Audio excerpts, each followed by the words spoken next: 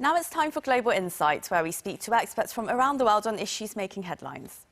North Korean leader Kim Jong-un warned again last week that the North could preemptively use its nuclear weapons if the regime's fundamental interest is threatened, following a massive military parade the week before that commemorated its army's 90th anniversary. Following the North's 13 rounds of weapon launches this year, including the resumed testing of an intercontinental ballistic missile which could target the United States, it is now posing a growing threat against South Korea and Japan with short-range weapons too. We discuss where the North may be headed with Bruce Bennett, policy analyst at RAND Corporation, and Mitch Shin, non-resident research fellow at the Institute for Security and Development Policy, as well as chief Korea correspondent of The Diplomat.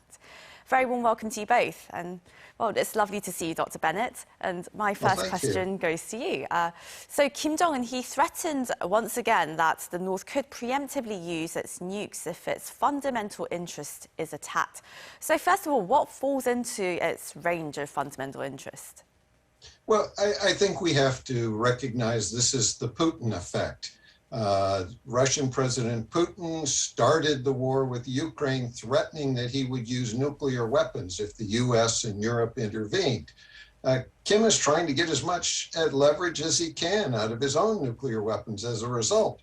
You know, in the Ukraine, the US and the European community held back and didn't send aid that we normally would have.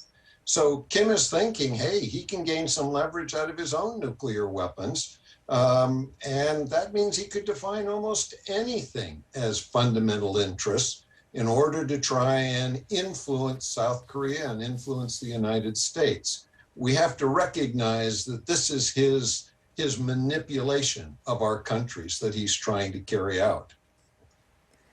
And now, Mr. Shin, so Kim Jong-un, of course, he also vowed to step up the development of North Korea's nuclear program. And in recent weeks, there have been growing movements detected around key nuclear facilities. And would you say, from your observation, that these signs are really pointing to an imminent nuclear test? Yes. The signal of nuclear weapons are explicit right now.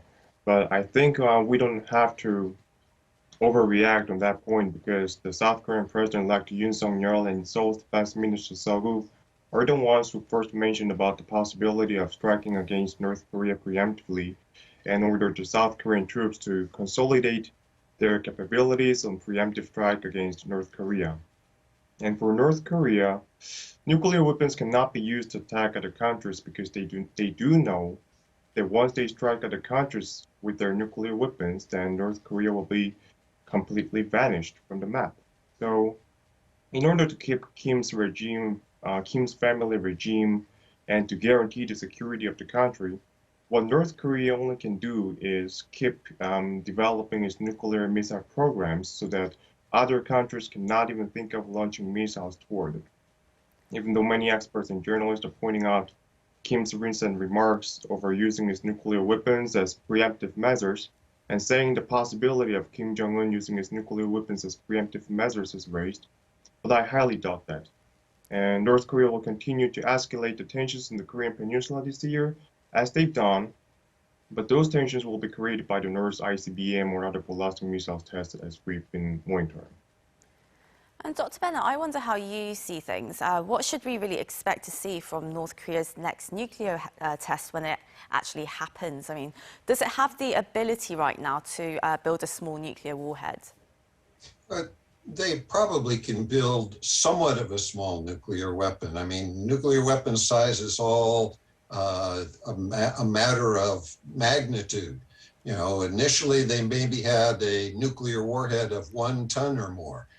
They may be down to 500 kilograms, but the United States has warheads that are a few hundred kilograms. So they've been reducing the size they can achieve by their experimentation, but they haven't tested anything really small. And we won't know from a nuclear test whether it's a small weapon or a large one, because what we're going to see is the size of the explosion. They're not likely going to show us the device, allow us to weigh it, see if it really might work. And without that kind of evidence, we don't know whether or not it could really fit on a much smaller ballistic missile. Mr. Shin, with the Yoon administration taking office very soon, you wrote that it's likely that an arms race is going to escalate between the South and North. Well, what options does Seoul have in terms of ramping up its arsenal against Pyongyang? First, I would like to say there's nothing much Seoul can do to escalate or de-escalate the tensions in the Korean Peninsula, as its response to North Korea's nuclear and missile threats should always be counteractive, not preemptive, as it will always respond to them either after North Korea tests its missile programs or North Korea's state media makes its reports on major events. And even though the missile restrictions on South Korea were removed last year, I believe the U.S. will not let South Korea develop advanced missile programs that can actually strengthen its asymmetrical warfare capabilities. So my point here is that there are not that many options. Seoul has either to ramp up its military capabilities against North Korea in an effective manner or de-escalate the tensions in the Korean Peninsula. But what we can estimate is that Yoon Suk-yeol administration's active stance on strengthening ties with the United States will highly likely invoke Pyongyang to take bold steps in the coming months because it would be an explicit signal for Pyongyang to just focus on its 5-year military modernization plan to beef up its defense capabilities against advancing Seoul and Washington's joint defense deterrence. Deployment of the THAAD anti-ballistic missile system could be one of the examples that can be a pretest for Pyongyang to take major missile tests like ICBMs or other ballistic missiles they are developing. And if the joint South Korea-US military drills are conducted with much more scale in the fall, then I think it would be the moment for Pyongyang to decide whether to conduct a nuclear test. And Dr. Bennett, how concerned should we be about the speed of North Korea's weapons development? Well, we don't know how fast they're developing their ballistic missiles, but their nuclear weapons, the director of the International Atomic Energy Agency was very clear a few months ago when he said that North Korea was going full out in developing its nuclear weapons. You know, Kim threatened recently to accelerate his process of nuclear weapon development. That's probably not possible because he was already doing about as much as he could. And we haven't really slowed him. That's the key that we've got to then start looking at is what actions can we take to deter his efforts, hopefully to move to some kind of nuclear weapon production freeze, but at least to try and reduce the amount of nuclear weapons he's making. And North Korea with 100 nuclear weapons or 200 nuclear weapons is a nightmare that nobody wants to have other than Kim. And so we need to try to gain control of that process. Mr. Shin, well, Kim Jong-un did say that the fundamental mission of the regime's nuclear forces is to deter a war, but that the nukes can never be confined to the single mission of a war deterrent. So what do you make of the statement? How do you interpret it?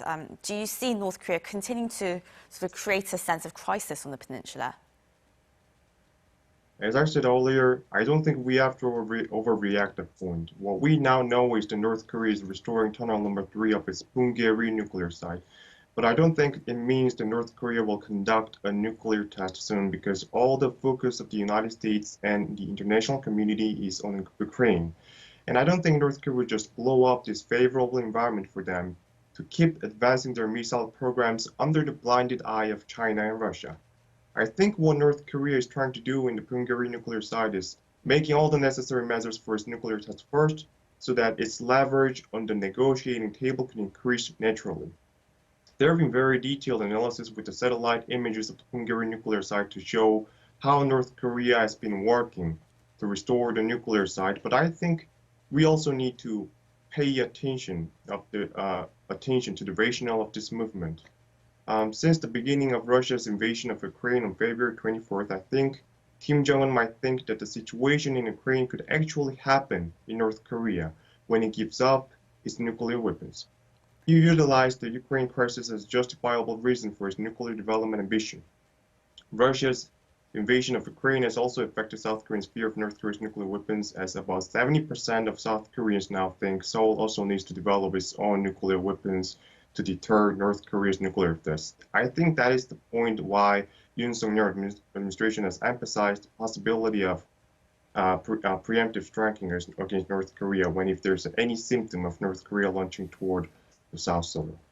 But at the same time, Mr. Shun, do you think there is any room for inter-Korean diplomacy, particularly in the first year of the Yoon administration? I mean, to what extent do you think Yoon will pursue inter-Korean peace or joint projects for cooperation like the soon-to-be previous government? Yoon administration will seek to reach out to Pyongyang as of Yoon's inauguration, but I don't think Pyongyang will answer their calls, as most of the cooperation you can do with North Korea can only be carried out when North Korea takes substantial progress in the denuclearization of North Korea. And North Korea has no interest in cooperating with Yoon administration, I think, based on Yoon Suk-yeol's hawkish stance on Pyongyang. Also, Kim Jong-un will never sit down with neither Yoon Suk-yeol nor the US President Joe Biden unless Washington and Seoul either lift the economic sanctions or permanently halt the joint South Korea-US military drills, which are the impossible things for Washington and Seoul to accept. So based on how Yoon downplayed Moon Jae-in's efforts for the peace process on the Korean Peninsula, I believe Pyongyang will keep questioning the intention of the Yoon administration's approach to the inter-Korean diplomacy if it engages. So I think there won't be any room for the inter-Korean diplomacy in the first year of Yoon's administration and possibly until the end of Yoon's term. And before we go, Dr. Bennett, now what is the best way for Seoul, Tokyo and Washington to really deter the North's nuclear arsenal? Well, I think President-elect Yoon has been correct in arguing that we need to strengthen deterrence. A year ago, President Biden said that he was going to implement stern deterrence against North Korea, but that really hasn't happened yet. So I think President Yoon has a lot of opportunities for doing that. But let's remember that if we do that and that only, Kim Jong-un is likely to escalate.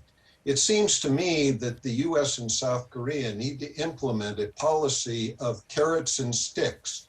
Let's tell North Korea that if they behave badly, they will be punished. But if they behave well, we are prepared to work with them. Let's take back the initiative. Let's not depend upon them to sit down for negotiations.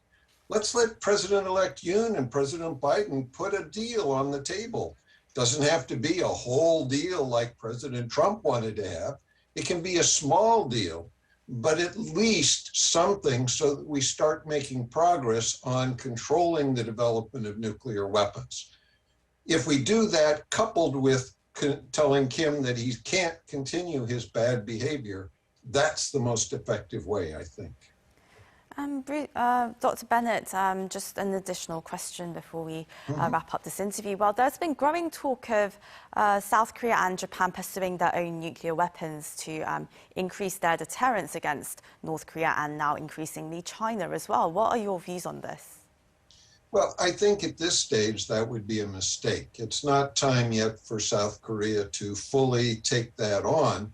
They need to work with the US, and President-elect Yoon needs to sit down and talk with President Biden about this. This is a time when the United States needs to strengthen its nuclear umbrella, where the United States says, yes, we're prepared to trade an American city for Seoul if that's necessary to rein in North Korea, because Kim Jong-un needs to hear that, and the South Korean people need to hear that, so that we strengthen deterrence and strengthen the confidence of the South Korean people in the US nuclear capabilities. The US can also field some new nuclear capabilities that would make that more feasible. So there's ways to go that avoid South Korea having to develop nuclear weapons at this point in time.